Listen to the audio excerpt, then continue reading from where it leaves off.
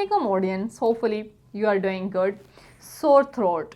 Sore throat is one of the most common complaints in medical practice. However, every sore throat is not a tonsillitis and every tonsillitis doesn't require any antibiotics.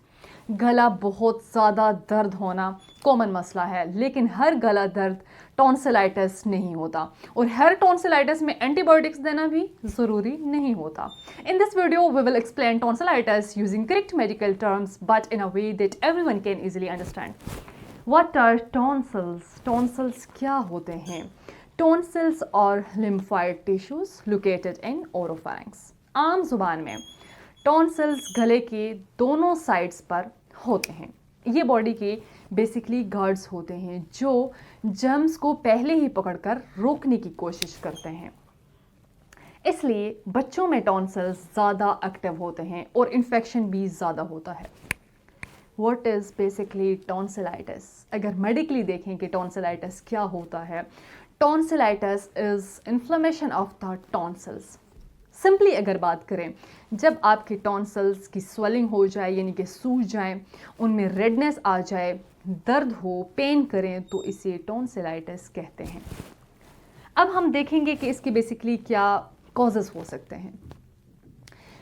Viruses की वजह से भी हो सकता है, bacterias की वजह से भी होता है, लेकिन वायरसेस की वजह से ज़्यादा केसेस में वायरसेस की वजह से होता है और कुछ कम केसेस में बैक्टीरियल सामने आते हैं. लेकिन सीरियस हर टॉन्सिलाइटिस डेंजरस नहीं होता, सीरियस नहीं होता. ठीक है, तो सिम्टम्स अगर हम देखें कि क्या जब टॉन्सिलाइटिस होगा पेशेंट को, तो क्या हमारे सामने उसकी अलामात आएंगी.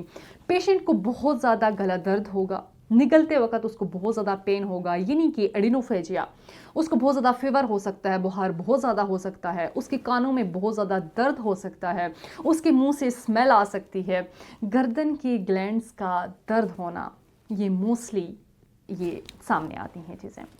अच्छा, डॉक्टर क्या देखता है उसमें? अगर थोड़ा सा हम मेडिकल स्टूडेंट्स को भी बीच में साथ लेकर चलें, तो डॉक्टर क्या देखता है? डॉक्टर देखता है कि टॉन्सिल्स की रेडनेस, उसकी स्वेलिंग, ठीक है, सफ़ेद धब्बे या पस गर्दन के लिम्फ नोड्स पर, टेंडर होना, ठीक है, रेडनेस वगैरह, टॉन्सिल्स फूले हुए होना, ठीक है, ये सारी चीज़ें.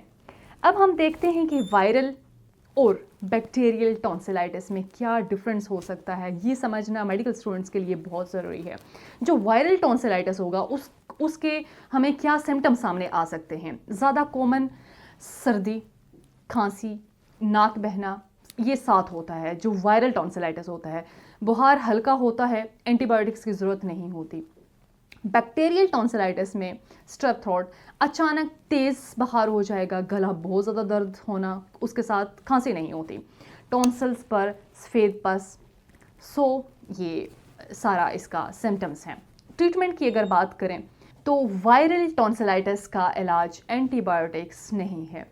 आपने क्या करना है, गर्म पानी में नमक के गार्गल्स, बुखार में दर्द की आप एंटीबायोटिक ले सकते हैं कोई, ठीक है, पैनाडोल वगैरह यूज़ कर सकते हैं, ज़्यादा पानी पीना और इसके अलावा रेस्ट कर सकते हैं.